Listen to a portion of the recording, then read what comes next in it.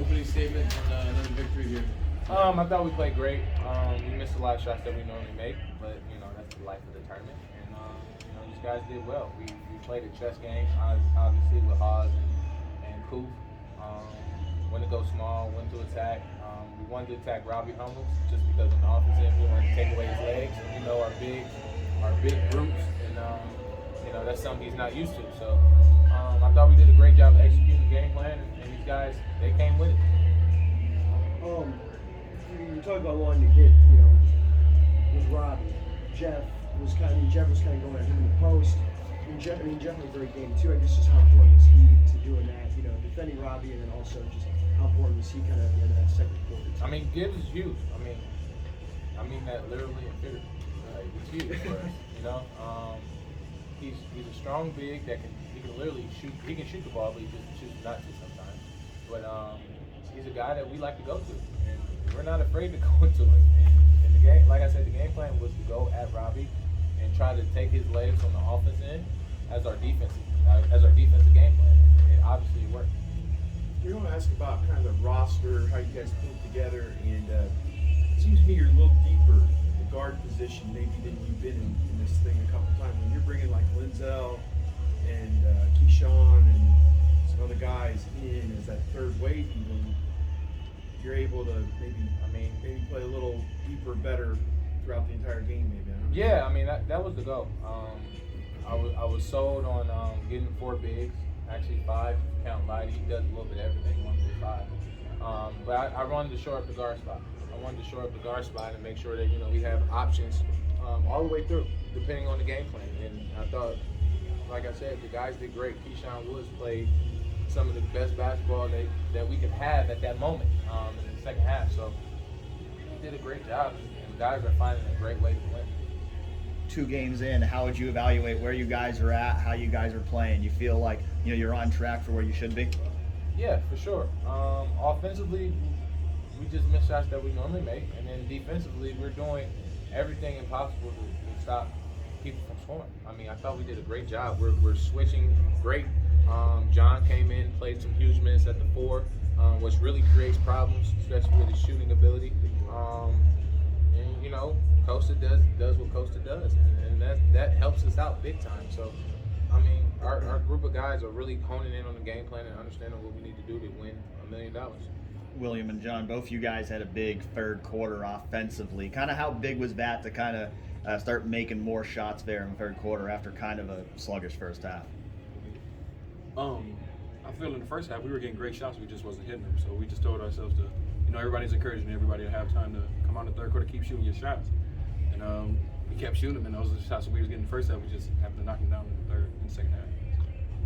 Yeah, for sure. I think, we can make the shots, but defensively we did an incredible job, especially in the first half. Jared talked about Key and Lenzel as well, and those guys gave us great minutes and energy off the bench. Defensively, they were very active, and that was a physical game. It was a physical Big Ten basketball game, so I think it was fun for a lot of people. It was a lot of fun. We got a lot of respect for those guys. I wanted to ask you about the physicality. It's Purdue. You guys have done it many times. Did you talk about it beforehand, and was it what you expected? I mean, during the game, I think we just – that's how both teams play. It's how we played in college, We have a lot of respect for those guys. So I was sitting during the game. I was like, man, I'm sure Coach Dockich and Paul calling the game. It's just an old school Big Ten basketball game. We play like that every summer. Yeah. We don't call fouls in the gym, so kind It of was used to it, fun. but it was fun though.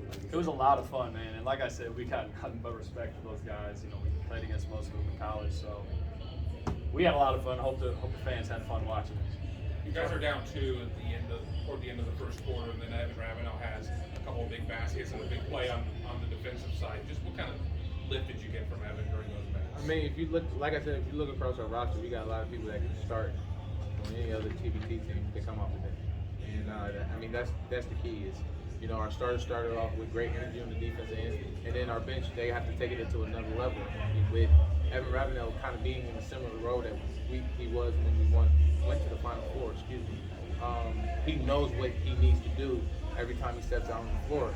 Evan's minutes was huge. Lenzel's minutes was huge. Jon's minutes was huge. Julian Mavunga, minutes have been huge. He gives us a little advantage being able to run the pick and roll and let John set the screen and slip out and stuff like that. Just like I said, our bench, you can put them on any other TBT team and they're going to start. And the guys, they don't have an ego. That's what makes it so easy to coach these guys. Nobody has an ego. Everybody putting their input. I'm willing to listen. I don't know everything. This is only my third time doing it. And so these guys have done a really good job of just not only helping me, but helping the team and kind of finding our chemistry as quick as possible. The fact that we haven't even had to mention Aaron, does that just speak to how much depth there is? I mean, Aaron is Aaron. You know, he's always going to change the game no matter how little he plays, how much he plays. He plays at one pace and one pace only. And that just shows, like you said, how deep we are. You know, I go with Keyshawn sometimes at the point guard spot, and then right after Keyshawn, here comes Aaron. So like it's a constant change of pace at the guard play that you have to be worried about. You know, we got opposing guards with Dave and Will, but they also can knock down the three at any given moment. I mean, it's just we're hard to guard.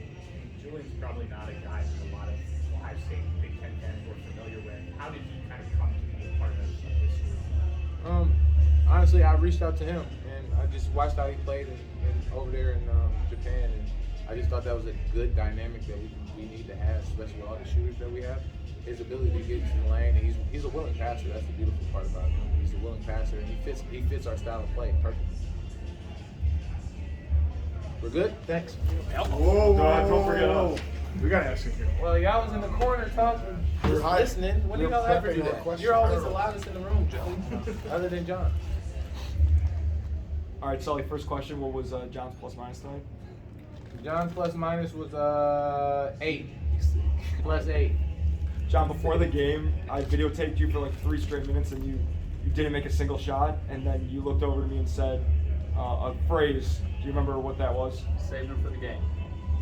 It's safe to say you saved it for the game? I missed a couple that I like to have that, but hit some timely ones. Better than last game. So you got a lot out of the older guys, the vets tonight. Were you bumping Party in the USA pregame to get them going?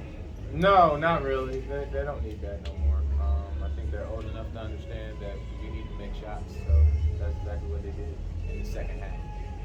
Will, you weren't in the last press conference. We asked the guys before, what was it like going back to campus and playing with the current team in the alumni week? Oh, that was amazing. Talking about bid week? Yeah. Just don't work. You're good. Just loud. They work or they don't work? They do. Okay. They do work. They don't work. They work for Zoom. As far as that week, it was amazing. Some of the guys we haven't seen since I left college. So, especially like some of the younger guys, like Tate and D'Angelo, Trevor. You know what I'm saying? Some of those guys. So it was amazing, just getting familiar with some of the new coaches again, playing with the guys, just getting familiar with the younger guys also. So it was an amazing experience. Will, gotta ask you about Jeff Gibbs. Is it fun for you to just throw it into him and kind of let him go to work? I love playing with Jeff, and it's easy playing with all these guys. I mean, but Jeff in general. Anytime he sets a screen, I'm wide open. Anytime you throw it in, he's more than likely going to get a bucket. He's smart. He knows the game. So Jeff is one of my favorite players I've ever played with, for sure. All right. Goodbye. Nah, that's a fact with Big Jeff. I like watching him at 6'2", just get a bucket on the block.